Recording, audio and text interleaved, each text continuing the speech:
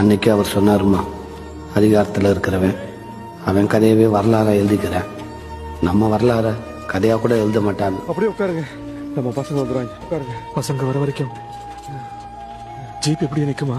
அவர் சொன்ன மாதிரி இன்னைக்கு வரைக்கும் தரப்புல இருந்து பெருமாள் தோழரோட மரணத்தை பற்றி எந்த அறிவிப்பும் கொடுக்கல. அதிகாரம் ஒரு நாள் மக்கள் கையில் வரும், அது வரைக்கும் நம்ம வரலாற நாம தான் கதைகளாவது சொல்லணும்னு அவர் சொன்னாருமா.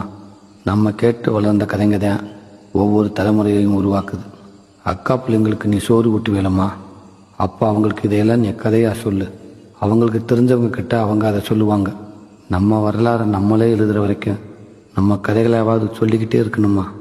கையில் கடைசியாக இருக்கிற பணத்தை உனக்கு மணி ஆர்டர் பண்ணியிருக்கேன், உடம்ப பார்த்துக்க, நேரத்துக்கு சாப்பிடு. இதுக்கப்புறம் நான் உன்னை வந்து பார்க்கலன்னா, என்கிட்ட இருந்து கடிதாசி தகவல் வரலன்னா, உன் பிள்ளை கஷ்டப்படுற யாரோ சில பேருக்கு பயனுள்ள வாழ்க்கை வாழ்ந்துட்டு செத்து போயிட்டான்னு வச்சுக்கம்மா. இப்படிக்கு உன் அன்பு மகன் குமரேசன்.